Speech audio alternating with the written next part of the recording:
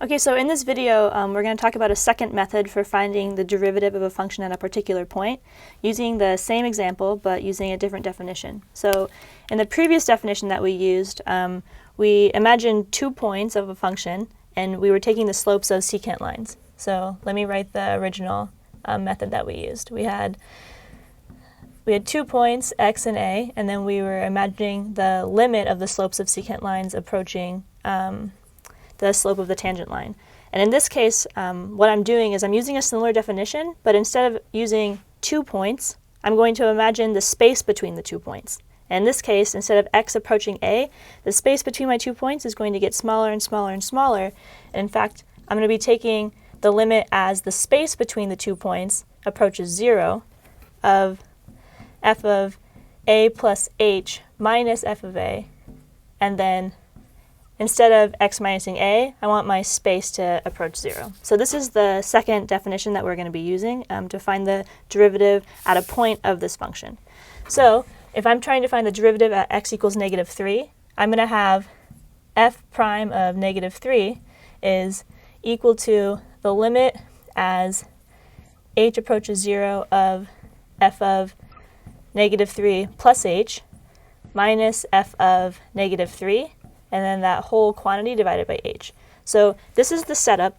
The hard part is going to be making sure to evaluate our functions properly and to not get lost in the double negatives that can occur. So evaluating this function, f of -3 plus h is where I take this entire quantity, -3 plus h, and I write it everywhere and x appears in this function.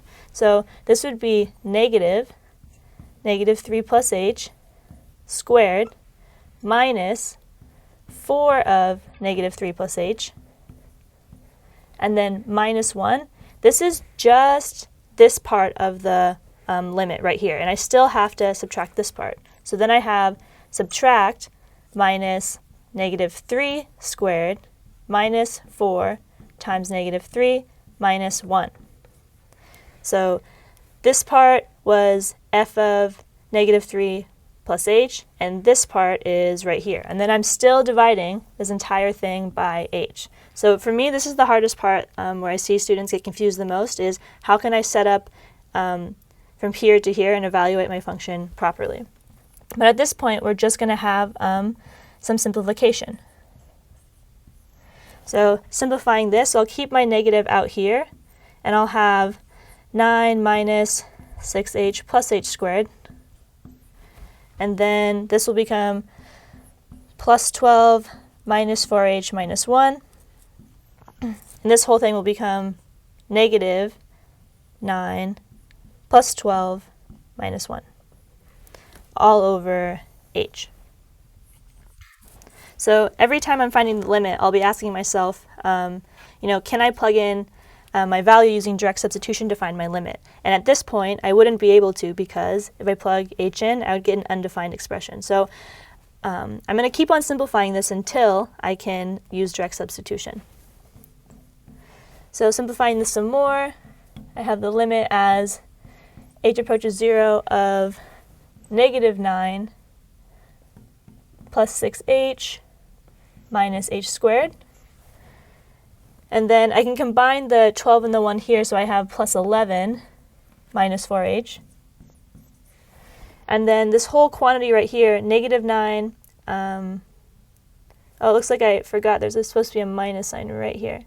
I have -9 plus 12 is +3, minus 1 is +2, so I'm subtracting a +2 all over h. So similarly to my last example, in order for me to use direct substitution, I'm probably going to have to factor out an h from the numerator so I can cancel out the terms and I will no longer have an undefined expression. So let's combine some terms and see how we can cancel out the h in the denominator. At this point, I see that I have a -h squared. I can combine my h's to get plus 2h. And then if I have -9 and -2, that makes -11. And then plus 11, I can actually just cancel out all these terms, and I would just be left with 0 over h. So in order for me to take the limit, I'd like to factor out an h. the limit as h approaches 0. I'm going to pull out an h in the numerator, and I'll be left with negative h plus 2 over h. And this is what's going to allow me to cancel out the h's, and I'll have the limit as h approach 0 equals negative h plus 2. So finally, at this point, I can use direct substitution because I will not get an undefined term, and I will have 0 plus 2.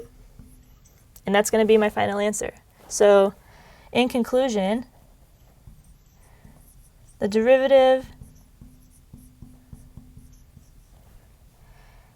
at x equals negative 3 of the function f of x equals negative x squared minus 4x minus 1 equals 2.